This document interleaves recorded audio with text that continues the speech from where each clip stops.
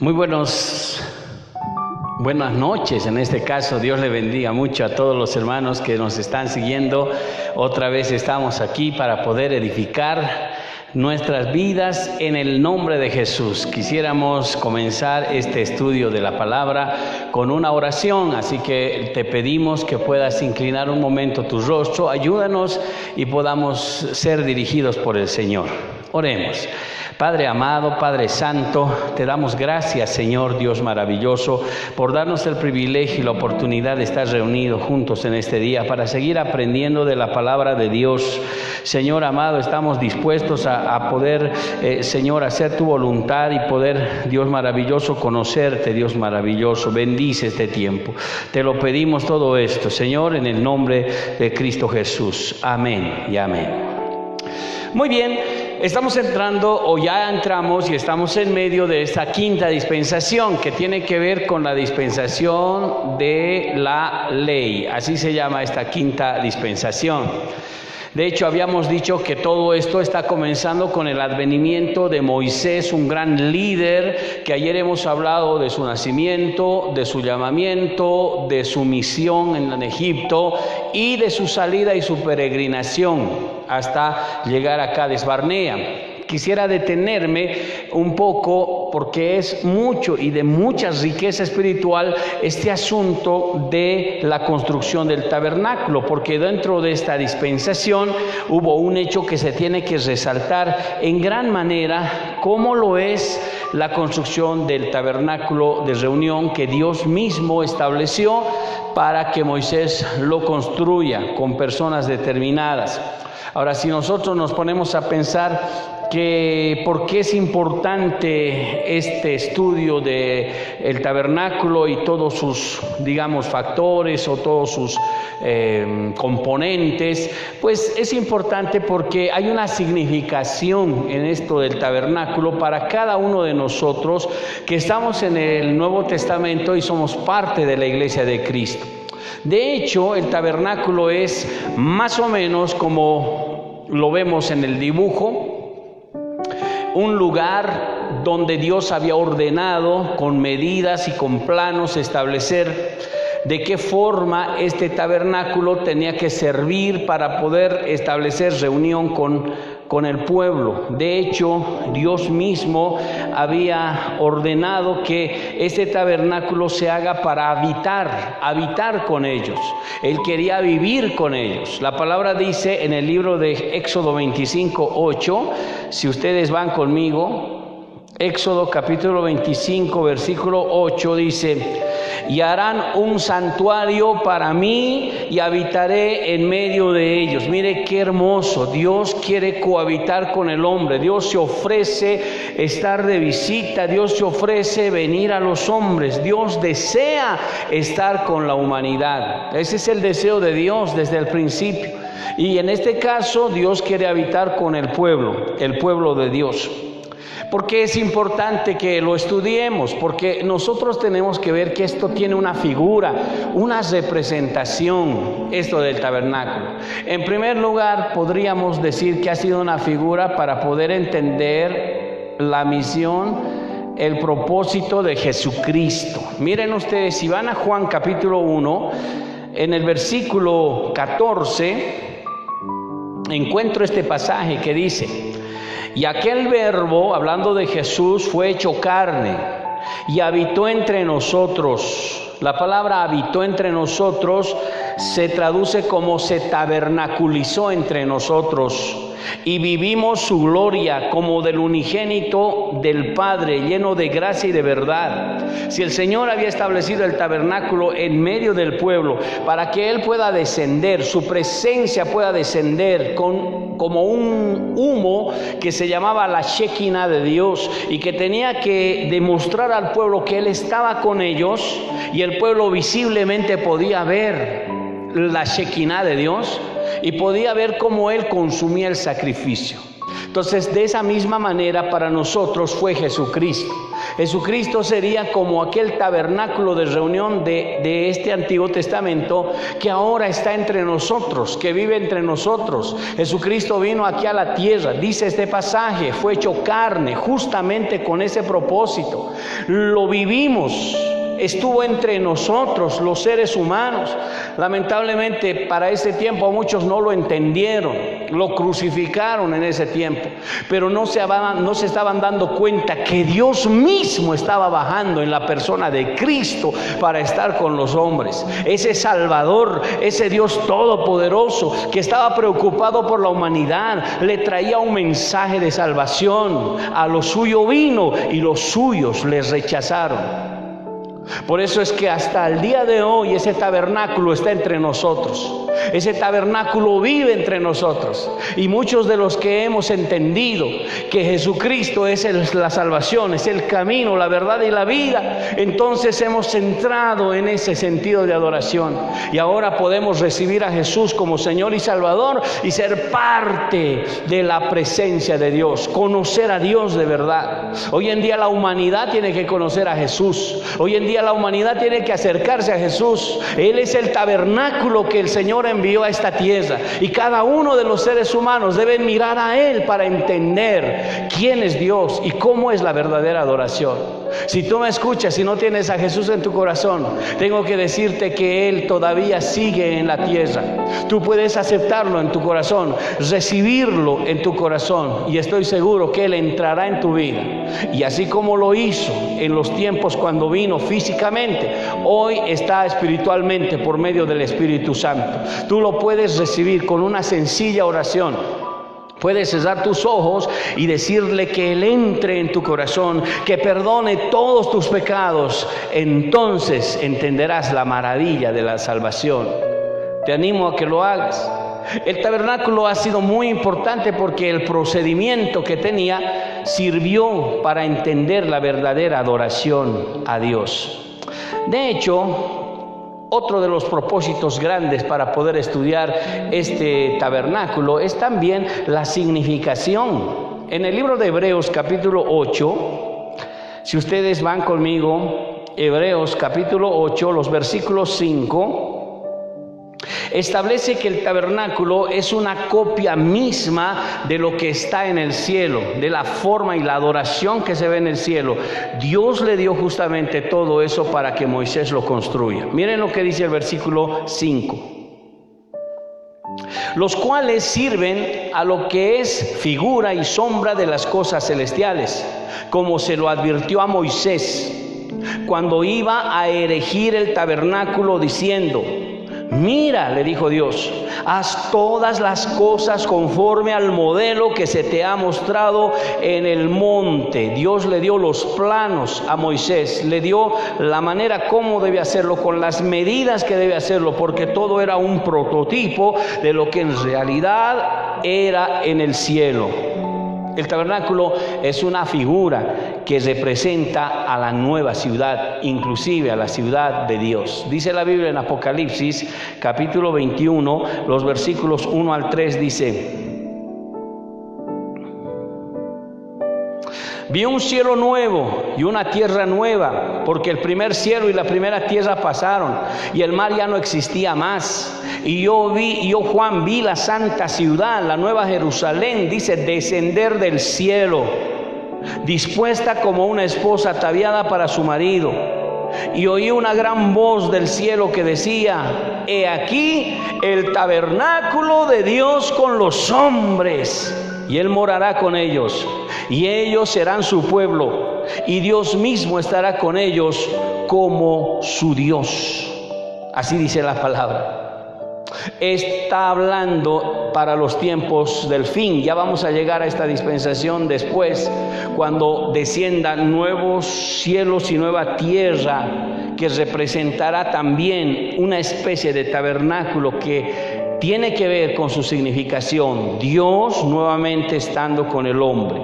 Así como fue al principio con Adán, así también estará un día Dios con los hombres. Aquellos que hayan sido salvados, aquellos que estén en la presencia de Dios, ellos recibirán esta bendición.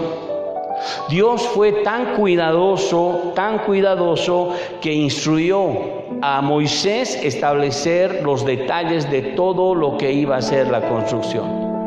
El libro de Éxodo, si van otra vez al libro de Éxodo capítulo 25, versículo 9 dice: conforme a todo lo que yo te muestro, el diseño del tabernáculo y el diseño de todos sus utensilios, así lo haréis. La parte que hay que subrayar: así lo haréis. Dios exigía obediencia. Él decía: debe ser como te mando, debe ser como establezco. Y Dios era un Dios muy exigente. Por eso se le daba excelencia. No podían pasarse por 1 centímetro, por 1 metro, o no podían hacer otro tipo de material, por decir, un material fuera de lo que no había. Dios especificaba qué materiales, qué medidas y cómo hacerlo. Y Él estableció personas indicadas para hacer eso. Porque es importante estudiar esto del tabernáculo, queridos hermanos y amigos, porque también el tabernáculo es una figura del hombre. 2 Corintios 5.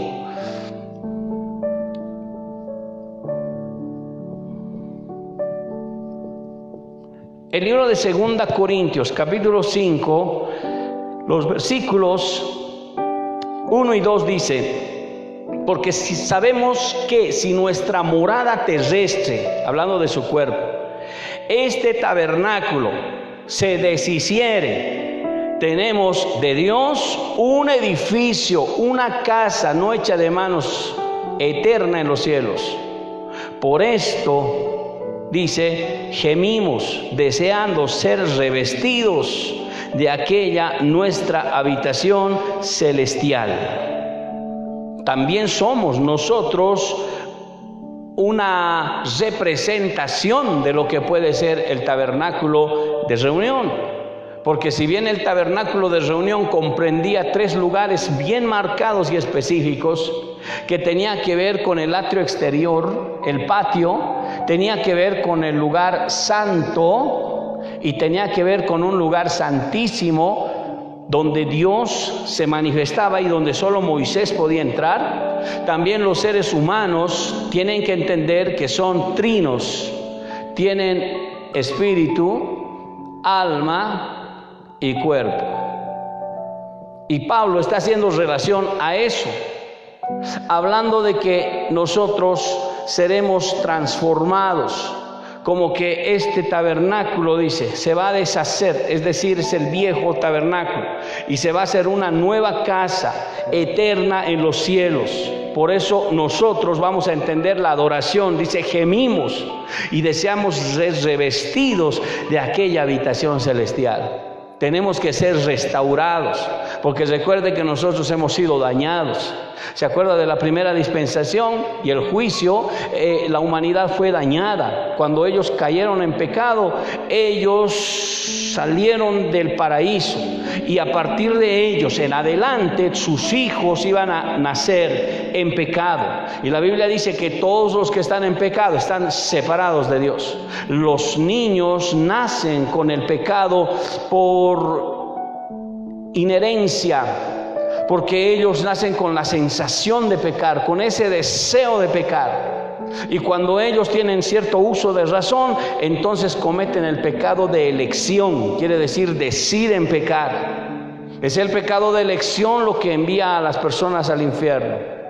Los niños nacen con ese deseo de pecar, y si no se les controla, no se les muestra la palabra, no se les conduce, ellos terminarán pecadores y apartados de Dios. Por eso el Señor dijo, instruye al niño en su camino, cuando fuere viejo no se apartará. Háblale de la palabra, dice en Deuteronomio 6, en todo tiempo, al levantarte, al acostarte, al estar en la casa, al caminar, llévale la palabra de Dios. Es justamente para hacerle entender quién es Dios y el gobierno que tiene sobre nosotros, para que le vaya bien. El hombre en estado caído ahora necesita restaurarse, y eso se va a hacer solamente a través de la persona de Cristo en nuestras vidas. La construcción del tabernáculo. ¿Cómo fue la construcción de este tabernáculo? Dios había ordenado establecer que no solamente sea Moisés, sino toda la comunidad forme parte de la construcción. Vean ustedes en el libro de Éxodo capítulo 25. Éxodo capítulo 25, los versículos 1 y 2 dice: y habló Jehová a Moisés diciendo: di a los hijos de Israel que tomen para mí ofrenda de todo varón que la diere de su voluntad. De corazón tomaréis mi ofrenda. Y esta ofrenda era para la construcción del tabernáculo de reunión. Por si acaso dice: di a los hijos de Israel que tomen para mí ofrenda de todo varón que la diere de su voluntad. Si ven más adelante el capítulo 35, los versículos 29, dice: de los hijos de Israel, así hombres como mujeres, todos los que tuvieron corazón voluntario para traer para toda la obra que Jehová había mandado por medio de Moisés que se hiciesen, trajeron ofrenda voluntaria al Señor, dice. Noten la palabra que hay que subrayar: todos aquellos que tuvieron corazón voluntario para la obra que el Señor había mandado, y era justamente la construcción del tabernáculo. El capítulo 36, el versículo 3 dice: y tomaron de delante de Moisés toda la ofrenda que los hijos de Israel habían traído para la obra del servicio del santuario o el tabernáculo, a fin de hacerla. Y ellos seguían trayendo ofrenda voluntaria cada mañana, dice la Biblia.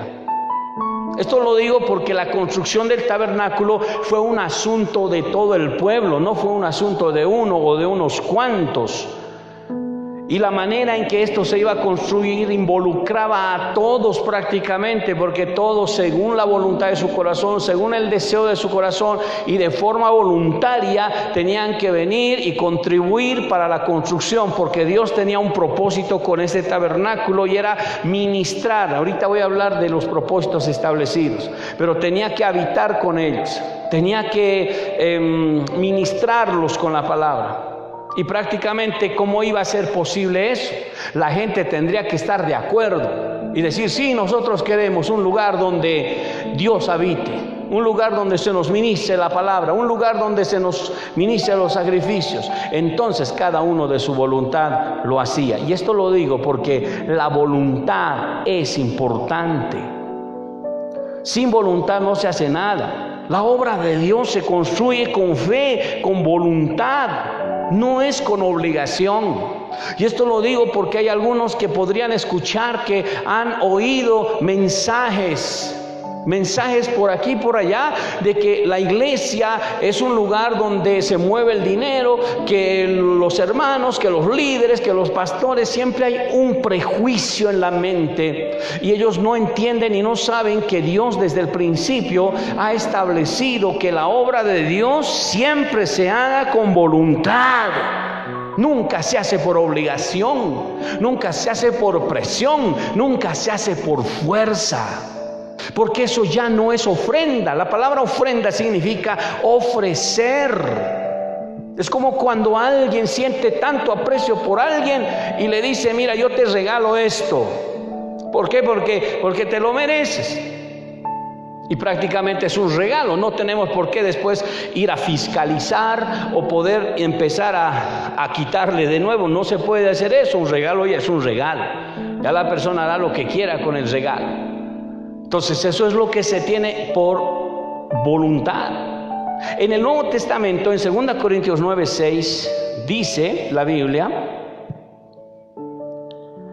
pero esto os digo, el que siembra escasamente también segará escasamente, el que siembra generosamente, generosamente segará. Cada uno dé como propuso en su corazón, no con tristeza ni por necesidad, porque Dios ama al dador alegre. La gente tiene que llegar a pensar que si algún miembro de alguna congregación del mundo decide ofrendar, ofrecer al Señor su diezmo, su ofrenda o lo que sienta en su corazón, siempre es por voluntad. Y la voluntad es algo que surge cuando se ama. Pero dice, Dios ama al dador alegre, porque los dadores alegres también aman a Dios. Siempre he comparado esto cuando un hombre ama a una mujer o una mujer ama a un hombre.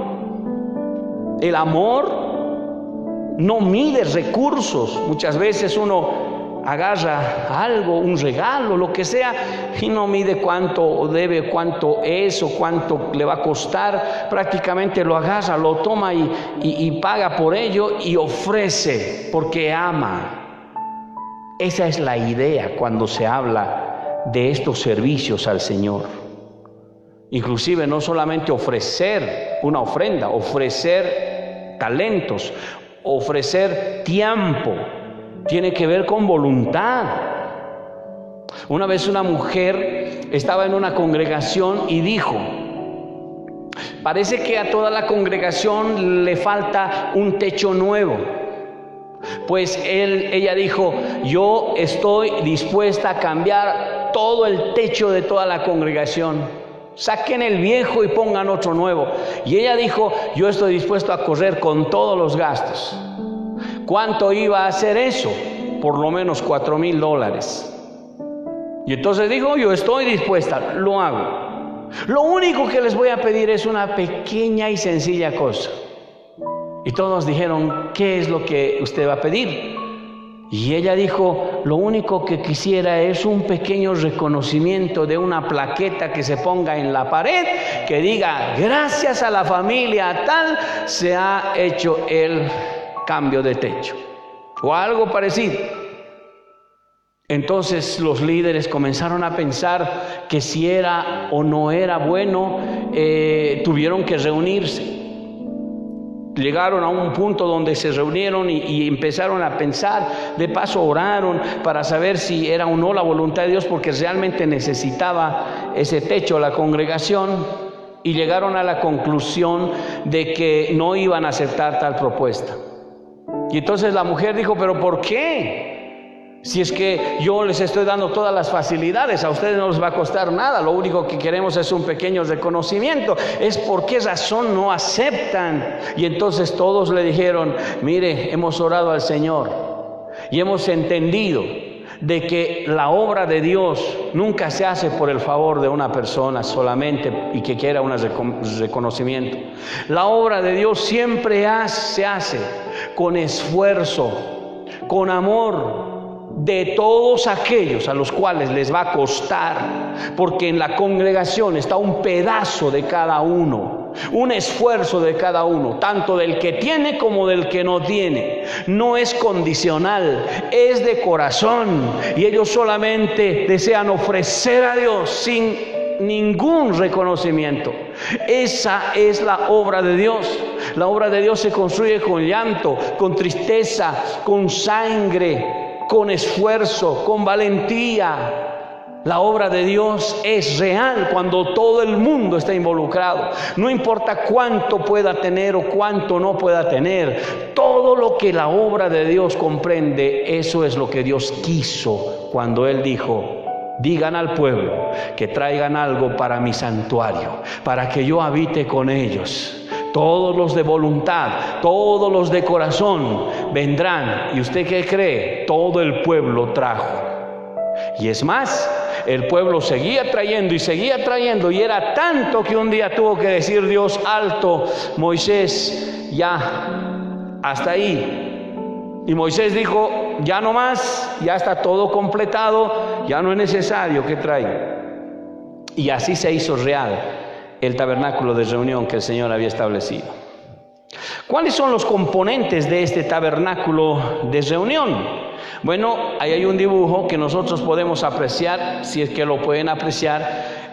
Tiene una figura rectangular, el tabernáculo de reunión. Alrededor tiene como 60 postes aproximadamente. Tiene una longitud de largo de 45 metros, .72 más o menos, y de ancho tiene más o menos 22.86 metros. Ese es el tamaño. Los componentes: en lo que ustedes ven como el patio o el atrio exterior, se encuentra el altar del sacrificio o el altar de bronce, se le llama también, lo que representa esta parte. Después de la entrada, a continuación está la fuente del lavatorio. A continuación hay un pequeño bloque que está recubierto de pieles de diferentes tipos de animales. Y este bloque tiene dos partes. La primera parte es el lugar santo y la otra más pequeña sería el lugar santísimo. En el lugar santo se ubican tres objetos: los panes de la proposición que quedan hacia el norte, el candelabro que queda hacia el sur, ¿no? Aquí tenemos la figura de un candelabro, estamos hablando de los panes de la proposición, y el incensario al centro antes de entrar al lugar santísimo, que separa por una cortina. En el lugar santísimo solamente hay un objeto, que sería el arca del pacto. El arca del pacto, que es más o menos un cajón cuadrado de madera de acacia revestido con oro y que tiene una tapa llamada propiciatorio, en el cual hay dos ángeles que se miran y en calidad de adoración extienden sus alas. Esos serían los componentes del tabernáculo. Vámonos a una mirada rápida de los componentes y de paso también el procedimiento, porque es importante que nosotros conozcamos este asunto del tabernáculo de reunión. Es importante, queridos, porque nosotros en la significación vamos a entender de qué manera podemos entrar a adorar a Dios, porque de la misma manera que ellos entraron desde la puerta hasta el lugar santísimo, esa presencia de Dios que podía derramarse, también nosotros podemos utilizar esa forma, ese medio para poder llegar a la presencia de Dios en nuestra vida. Es decir, que podamos llegar en el Espíritu a adorar a Dios. Podemos cantar en el Espíritu, podemos orar en el Espíritu, y no solamente en el entendimiento, que sería el alma. La Biblia habla de orar en el entendimiento y orar en el Espíritu. La oración del entendimiento es cuando la mente está consciente y sabe lo que dice. Cantar en el entendimiento es cuando cantamos aquellas alabanzas que nos ponen en el data display, o tal vez escuchamos y nuestra mente está plena y consciente. Pero la oración y las alabanzas en el Espíritu, ya la mente no tiene conciencia, prácticamente ya no está en control. Ya en el Espíritu comienza a cantarse de otra manera, y es lo que se llama cántico nuevo en la Biblia, que es un cántico que no tiene poder la mente, pero que se guía y se conduce por la presencia del Espíritu Santo. Y es lo que la oración también se llama gemidos indecibles, cuando ya en la oración hay un mover de oración tan especial, tan espiritual, que solo el Espíritu Santo sabe las necesidades reales que tú conoces e intercede a Dios en lenguas. Esa presencia es la que significa el lugar santísimo. Pero ¿cómo vamos a entender esto? Bien, empecemos con la puerta. La puerta del tabernáculo es una puerta ancha donde cada uno de las personas, en este caso, tenían que entrar con un cordero para poder imponer sus manos como una señal de transmitir los pecados, y entonces el cordero tenía que entrar adentro para ser degollado, y por la venia del sacerdote el hombre podía darse la vuelta e irse justificado a su casa. Es como Dios hubiera perdonado sus pecados, pero tenía que entrar por esa puerta. ¿Qué representa esa puerta? Para todos nosotros, los pecadores que en algún momento queremos llegar a Dios, no podemos obviar la puerta. Por eso Jesús en algún momento, como en Juan capítulo 10, versículo 7, dijo: yo soy la puerta, dijo. Jesús es la puerta por la cual entramos a Dios. Sin Jesús nunca entraremos ni conoceremos a Dios. No importa de qué religión seamos. No importa en qué creamos, solo Jesús es el camino, la verdad y la vida. Solo Jesús es la puerta para ingresar. Solo Jesús para nosotros es la respuesta para poder entrar a la presencia de Dios. Jesús mismo dijo: si reciben mis palabras, reciben las palabras del Padre. Si me reciben a mí, reciben al Padre. Necesitamos entrar por Jesús. Segundo, el altar del sacrificio, el altar de bronce, que sería en este caso aquí. Este altar de bronce es donde se quemaban las grosuras. Se degollaba al animal, se le sacaban las grosuras y se quemaban ahí. Y tenía que estar encendido todo el tiempo ese fuego y no tenía que apagarse, porque cualquier rato iba a venir un pecador a establecer un sacrificio, entonces tenía que estar ahí. De repente los sacerdotes haciendo el quemado de esas grosuras, y eso tenía que subir a la presencia de Dios. ¿Qué representa eso para nosotros? Representa el sacrificio que debemos hacer.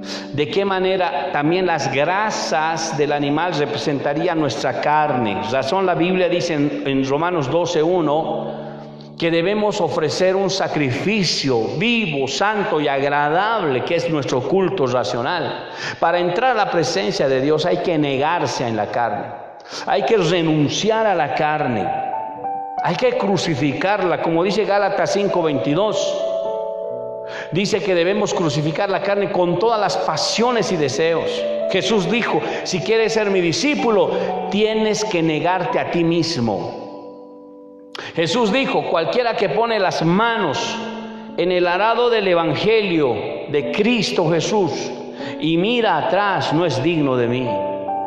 Si nosotros queremos conocer a Dios, necesitamos conocer a Jesucristo, entrar por la puerta, e inmediatamente debemos negarnos a nosotros mismos. Con el poder de Dios se puede. Podemos renunciar. Por eso el que se convierte al Señor deja el alcohol, deja los malos amigos, deja la falsedad, la mentira, la corrupción. Cambia, porque ofrece un sacrificio. La carne que está en nosotros nos lleva a pecar, pero debe consumirse como en un sacrificio si queremos entrar a la presencia de Dios.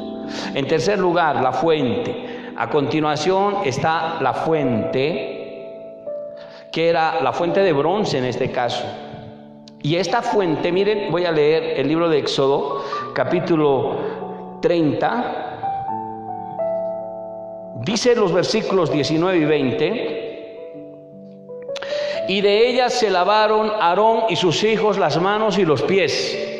Cuando entren en el tabernáculo de reunión se lavarán con agua para que no mueran. Cuando se acerquen al altar, debían acercarse limpios para ministrar, para quemar ofrenda encendida para Jehová. Ellos debían lavarse, era una orden de Dios, no podían estar sucios, era una representación de limpieza y también de libres de cualquier contaminación. Dios estableciendo una norma higiénica para lavarse. ¿Por qué las manos y los pies? Porque los pies pueden transmitir enfermedad, las manos también. Miren ustedes, hasta muchos años atrás, no estoy hablando cuando no se conocía todavía la microbiología, no había mucha mortandad en el mundo y no sabían de qué era, no sabían por dónde venía, hasta que se levantó un hombre llamado Pasteur y entonces dijo: hay microbios, hay órganos tan pequeños, y la gente se rió, se burló. ¿Cómo pueden ser tan pequeños y tan peligrosos?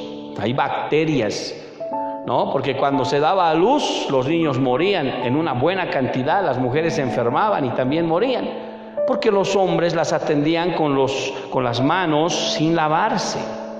Pasteur dijo: ¿qué tal si se lavan las manos? No le creyeron, pero algunos lo pusieron por obra, redujo el nivel de mortandad de los niños.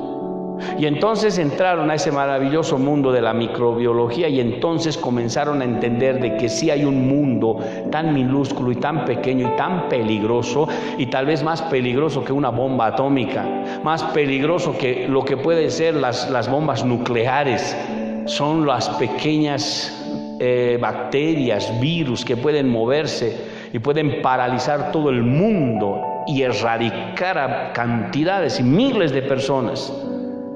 Ese es un mundo que de algún modo se dio, y Dios mismo establecía aquí ya normas higiénicas. Después va a hacer leyes higiénicas, pero Dios sabía lo que hacía. No era alguien que simplemente por gusto lo hacía, todo tenía un propósito. ¿Qué significa para nosotros en lo espiritual? Lavarse. ¿Lavarse con qué? La Biblia dice en el Salmo 119, ¿con qué limpiará el joven su camino? Con la palabra de Dios.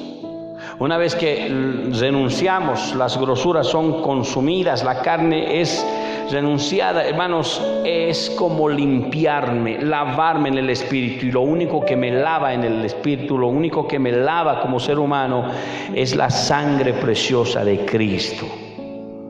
Eso me limpia, me lava el alma. Solo la sangre puede borrar el pecado donde ya no hay más pecado. Puede volver blanco, de estar rojo, dice en Isaías 1:18, el pecado. O sea que esto es algo de limpieza. Una vez que entramos por el tabernáculo en lo espiritual, podemos limpiarnos con la sangre de Cristo. Podemos limpiar nuestra vida, nuestra mente con la palabra de Dios. Y estaríamos preparándonos para entrar a la presencia de Dios. Seguidamente estamos con la mesa de los panes, ya entrando al lugar santo. La mesa de los panes de la proposición, así se llama esto, y es una mesa como esta, aquí está. Estaba ubicada al norte, es decir, en este sector del lugar santo. Tenía 90 centímetros de largo, 45 centímetros de ancho y 68 centímetros de alto. Era una pequeña mesa con algunos panes que se ponían en dos filas, y los únicos que podían comer de esos panes eran los sacerdotes que entraban al lugar santo. ¿Qué representaba todo esto? El pan siempre ha representado la palabra de Dios, a Jesucristo. Todo en realidad tiene que ver con Jesucristo, porque Él tiene que ver con el tabernáculo. Entonces imagínense ahí poder comer del pan. Jesús dijo un día: yo soy el pan vivo que descendió del cielo. Él es el pan alimenta, el pan nutre. Entonces ellos tenían un pan específico para poder ministrar.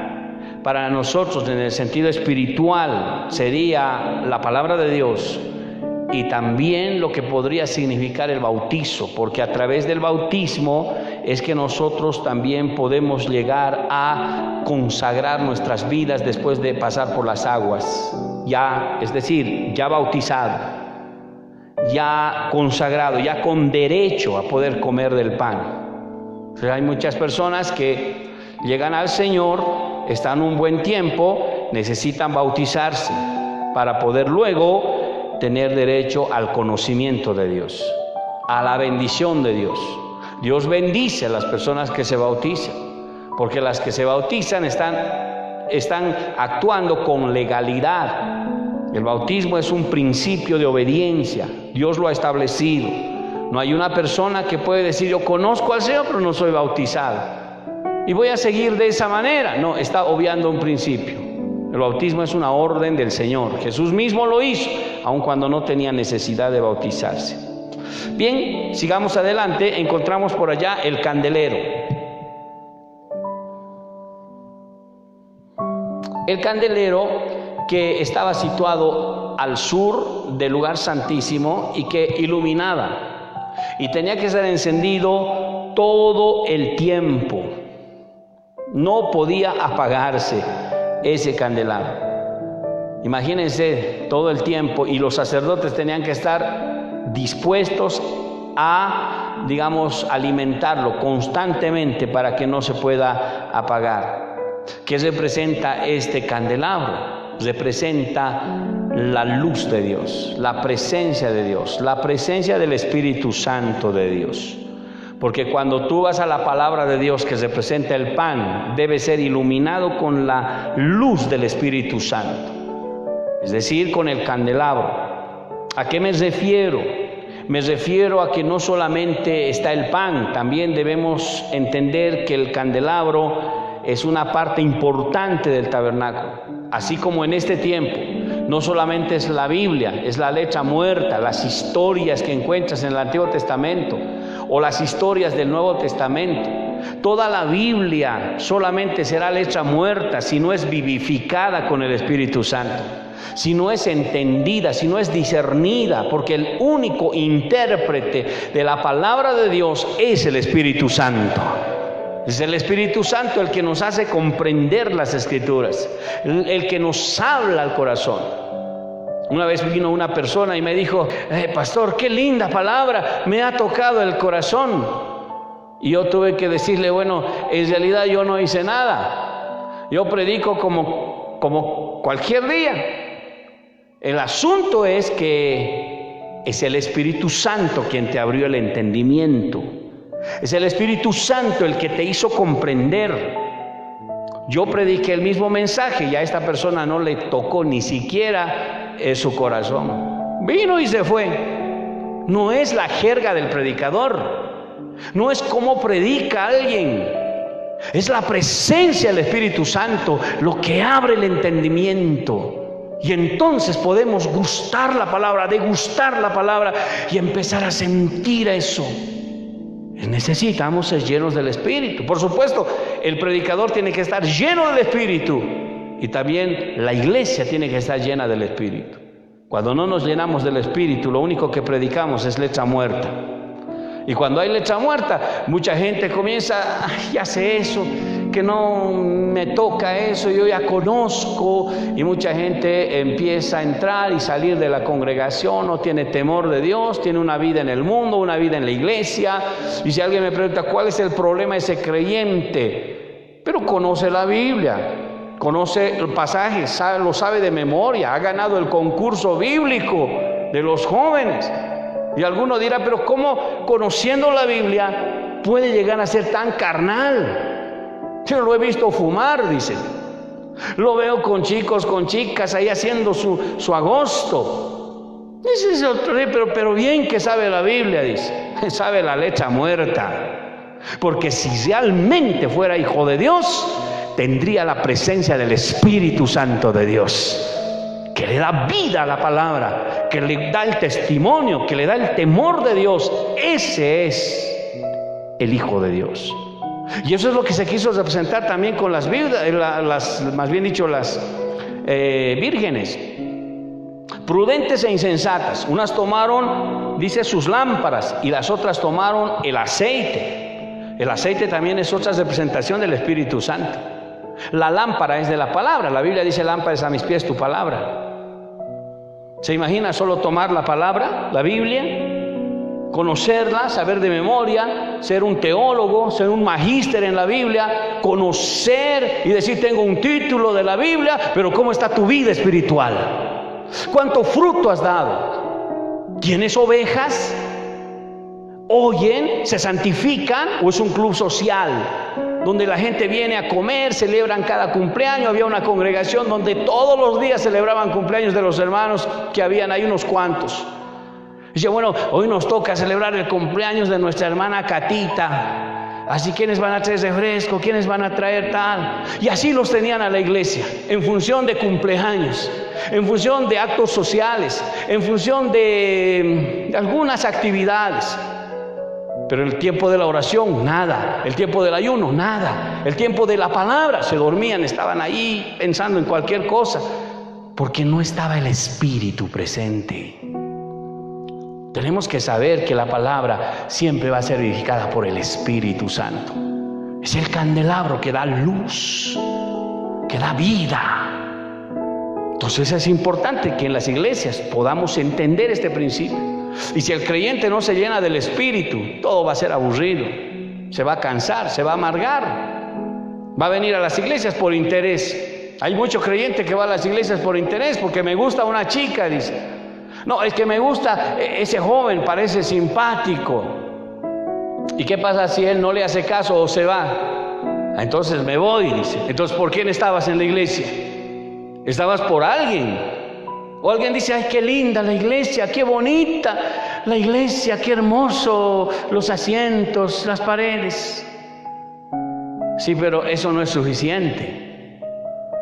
A la iglesia se entra para tener una experiencia con Dios a través de este procedimiento.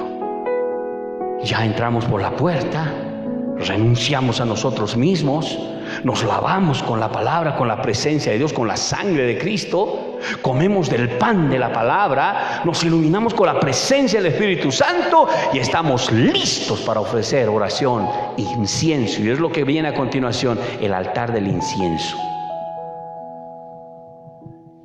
que está antes de entrar al lugar santísimo. Es el altar del incienso es un pequeño objeto que tiene prácticamente 45 centímetros cuadrados y tiene 90 centímetros de alto. Tenía que ofrecerse un incienso en este altar, pero era un incienso muy especial. En la Biblia, si usted va a tener oportunidad de leer Éxodo, Levítico, Números, Dios establece ahí las medidas y los ingredientes con medida que se deben usar para hacer este incienso.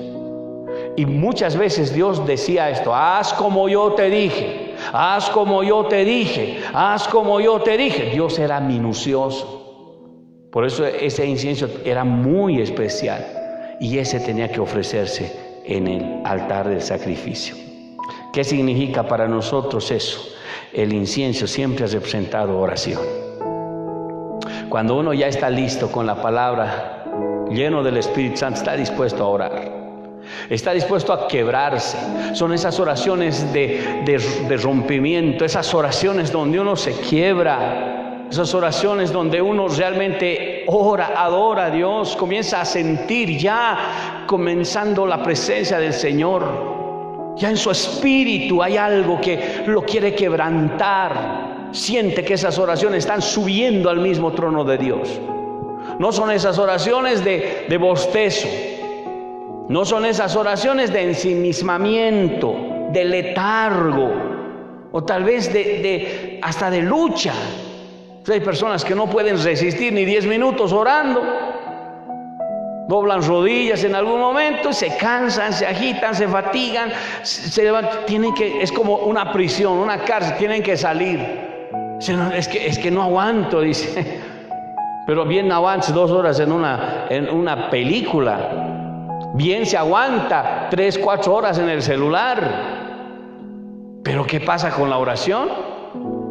De repente uno se siente mal, es que no está preparado. Ya quiso entrar a la presencia de Dios directo hasta el lugar santísimo. Eso no se puede. No se puede entrar ese rato a la presencia del Espíritu. No. Tú tienes que entrar por la puerta. Tú tienes que pasar por el altar del sacrificio. Tú tienes que lavarte. Tú tienes que comenzar a comer del pan de la palabra, ser iluminado con el Espíritu, buscar la presencia del Espíritu. Entonces estarás listo para ofrecer una oración especial, quebrantada, una oración muy linda. Y entonces entrarás al lugar santísimo. Y estarás lo que significa el arca del pacto. En el lugar santísimo está el arca del pacto, detrás de las cortinas. Este objeto, ¿verdad?, que representaba a Dios mismo. Por eso los israelitas tenían mucho respeto por el arca. Habían perdido todo menos el arca. Hasta las naciones le temían al arca. Cuando Israel sacaba el arca para las batallas, las naciones decían: Dios está con ellos, mejor nos vamos. Y decaía su corazón. El arca era realmente un objeto muy, muy importante. Era la misma presencia de Dios. Por eso nadie podía entrar ahí adentro, solo el sumo sacerdote. El arca del pacto, un cajón más o menos de 68, 1 metro 12 por 68 de ancho. Un pequeño cajón de 68 también de alto centímetros, con una tapa, con 2 ángeles. Y ahí se tenía que expiar con sangre. Y cuando Dios veía que era correcto, su presencia descendía. ¿Sabe lo que significa entrar a la presencia de Dios? Significa sanidad, significa liberación, significa avivamiento, significa entrar en la gloria de Dios. Esas experiencias solo tienen unos cuantos, porque han entrado por la puerta, no se han ido directo. Eso es lo que representa. Y cuando la presencia de Dios desciende, puedes estar horas en su presencia. Cuando la presencia de Dios desciende, no paras de llorar. Cuando la presencia de Dios viene, uno se siente tan quebrado, tan especial. Ahí vienen los dones, ahí vienen los ministerios, ahí viene la gracia de Dios, ahí viene la presencia de Dios. Y uno sale de ese lugar lleno de la presencia. Moisés, después de salir de la presencia de Dios, dice que tenía la cara diferente. Todo cambia. Es la presencia de Dios. Por eso en un adorador usted va a ver confianza, siente temor, porque reconoce que ha estado en la presencia de Dios. ¿Se da cuenta? Entonces es importante entrar así. Ahora, ¿quiere entrar usted a la presencia de Dios? Necesita entrar por la puerta, no por la ventana ni por otro lado. Y si nunca entra a la presencia de Dios, nunca tendrá esa experiencia.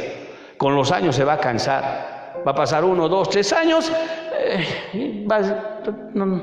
¿Qué más? Dice. Ya he hecho todo. Hay músicos que se cansan. Toco y toco la guitarra todo el tiempo, la batería, toco el teclado. ¿Qué más? Dice. Ya me aburrí. Mejor voy a aprender otro instrumento, dice. ¿No? Y aprende. Bueno, ya sé tocar todos los instrumentos, dice. ¿Qué voy a hacer? No, voy a cantar, dice. Ahora ya sé cantar, ¿qué hago? Se mete de danzor también. Después dice, no hay nada más que hacer, y se va. ¿Cuánto está en una iglesia? 3 años, 5 años, 8 años. Se fue. ¿Qué pasa? ¿Por qué pasa eso? ¿Por qué hay creyentes que caen? Le voy a decir, porque nunca han entrado en la presencia del Señor. Si yo iba al año 86, el Señor me tocó, me llenó, realmente fue hermoso. ¿Pero qué año? El año 86, no vivas de glorias pasadas. Tú tienes que vivir de las glorias que Dios te da cada mañana. Y si no sientes nada, sigue buscando. El rato menos pensado, la presencia de Dios va a venir sobre ti y va a empezar a llenarte, realmente llenarte. Tú no vas a ser el mismo, vas a ser diferente. Automáticamente vas a cambiar, automáticamente vas a dejar tus malas actitudes, situaciones. Automáticamente vas a sentir tú algo, una presencia diferente. ¿Sabe? Hoy necesitamos a mucha gente llena del Espíritu Santo. Por eso el apóstol Pablo siempre decía, sed llenos del Espíritu Santo. Sed llenos del Espíritu Santo. Y hablaba mucho del Espíritu Santo. Porque es el Espíritu Santo el que trae vida. Si no, todo se convierte en un club social. Y si tú estás ahí en casa sin congregarte, busca la presencia del Espíritu Santo. No te dejes simplemente con la letra muerta que has estudiado una historia bíblica. Anda, busca el Espíritu Santo. Se lo busca de madrugada, se lo busca temprano, se le busca en vigilias de oración. Ahí, en esos lugares, el Espíritu Santo obra. Tienes que aprender a buscar la presencia. Te digo, Dios existe, Dios es real, Dios es verdadero. Él no es falso. Él no es un Dios religioso, de tantas religiones que hay. Y que ¿cuál será la verdad? Tal dice que es verdad. Hay personas que dicen, tal dicen que es verdad. ¿Cuál será la verdad? Mejor me quedo así, ateo, dice. O sea, no hay religión verdadera ni falsa. Tú tienes que buscar la presencia de Dios para ser salvo. Porque de otro modo, ahí termina todo. Y ahora más que estamos viendo días finales, días últimos. Cualquier rato el Señor viene por su pueblo y se va a llevar a gente encendida, llena del Espíritu. No a personas que bostezan, se duermen, se cansan. parece que les gusta. ¿Cuándo va a haber Día del Padre? ¿Cuándo va a haber Día de la Madre? Celebremos el Día del Niño. Están buscando ocasiones para animarse. Queridos hermanos, amigos, las cosas en Dios no son como se piensa. Hay una profundidad que debes buscar. Y si no buscas, pronto será tarde. Te lo digo, pronto será tarde. Levántate temprano. Búscale al Señor de corazón. Sobre las leyes de Dios, pasamos el tabernáculo. Dios no solamente les estableció un tabernáculo, sino también les dio leyes. Leyes para que pueda el pueblo gobernarse. Y dentro de estas leyes, el pueblo tenía que sacar sus costumbres, hábitos, leyes de Egipto, porque ellos estaban 400 años en Egipto y todos estaban atiborrados de esas costumbres. Entonces Dios dice, tenemos que darle leyes. ¿Y cuál fue el propósito de las leyes? Establecer orden y respeto. Las leyes que Dios les dio representan para nosotros la palabra de Dios.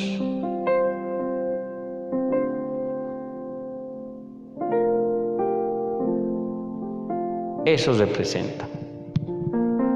¿Cuál fue el propósito? Miren, encontramos muchos propósitos para las leyes de Dios, pero por cuestiones de tiempo creo que lo voy a dejar para mañana, porque es muy, muy interesante. Quisiera hablarles de las leyes morales, las leyes civiles, las leyes también hasta higiénicas. Hay muchas leyes sumamente interesantes, los propósitos por los cuales Dios dio las leyes. Quisiera comentarle también acerca de las 613 leyes que Dios dio en su totalidad. Y hay algunas que tienen que ver con aspectos tan precisos, tan importantes, cosa que nos abre el entendimiento.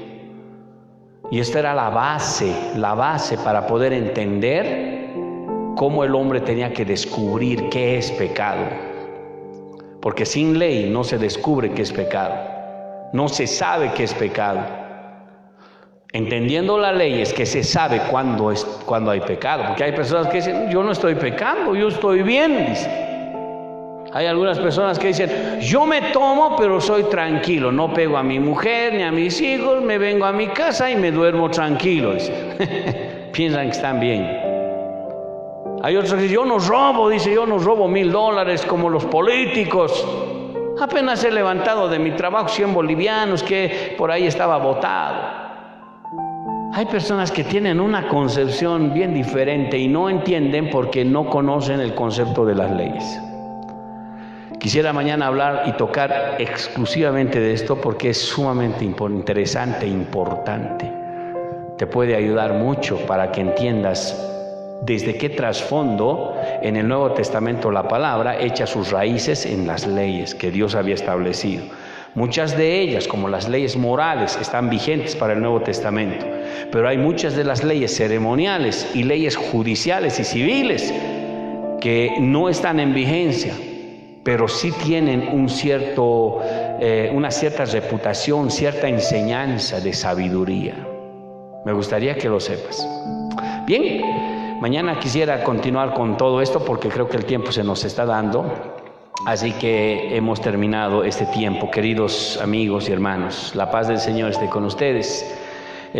Quisiera orar un momento y que el Espíritu Santo obre en tu vida, toque tu corazón, que el Espíritu Santo haga un milagro en ti, te despierte el corazón. Yo quiero orar por eso.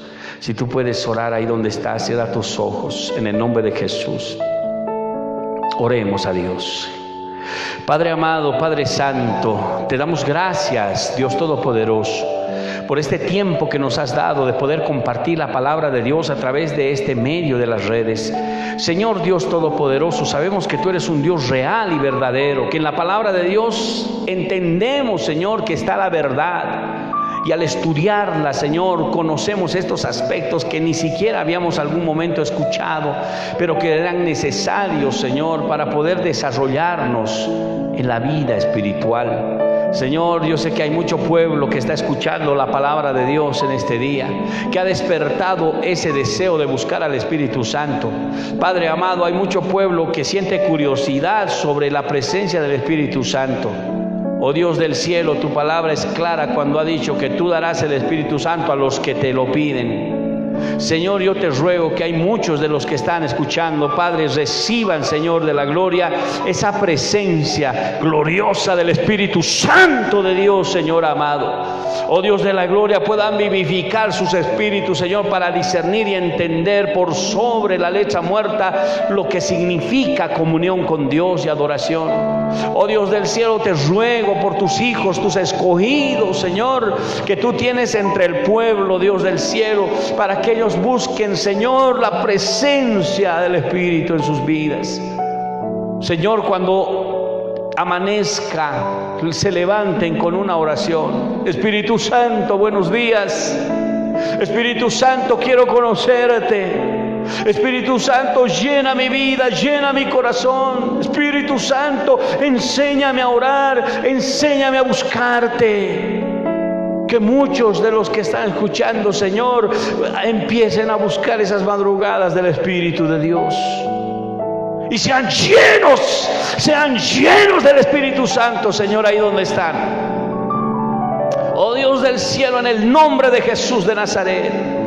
Oh Dios de la gloria, puedas tú, Señor amado, llevarlos a experiencias tan lindas, tan especiales. Y cuando esté terminando todo esto, Señor, podamos buscar esa presencia en tu casa, esa presencia gloriosa del Espíritu Santo. Gracias, Dios maravilloso. Gracias, Espíritu Santo. Ahí donde están, si hay alguien que está enfermo, ponga su mano donde le duele. Si hay alguien que está enfermo, ponga su mano donde le duele y ore conmigo al Señor. Dígase con fe, hágalo con fe. Y diga: en el nombre de Jesús, yo me declaro sano para la gloria de Dios. Dígalo: en el nombre de Jesús, por las llagas y las heridas de Cristo en la cruz del Calvario, he recibido sanidad, he recibido salvación, liberación. En el nombre de Jesús me declaro sano. Me declaro sano en el nombre de Jesús. Y te doy gracias, Señor. Dele gracias. Padre amado, Dios maravilloso, te ruego por aquellos que han orado, Señor, y que tienen algún problema de enfermedad, algún problema de salud, Señor de la gloria, puedan recibir, Señor, por la fe, la sanidad, según sea, Señor amado, su fe, y el Espíritu Santo pueda dar testimonio, Señor, sanidad divina en sus vidas, Padre, en el nombre de Cristo Jesús. Gracias te damos, Dios Todopoderoso. En el nombre de Cristo Jesús te lo pedimos todo esto. Maravilloso Señor. Gracias que me sanaste. Gracias que me liberaste. Gracias, Señor. ¿Puede darle gracias a Dios un momento? Oh, gracias, gracias, gracias, Señor. Gracias, Dios bendito. Gracias, Cristo maravilloso. Que la palabra no vuelva vacía. Corra y sea glorificada, Señor. Gracias por este tiempo. En el nombre de Jesús te lo pedimos. Hecho está, Señor. Amén y amén. Amén. Que el Señor te bendiga mucho por estar siguiéndonos en las enseñanzas de la palabra de Dios.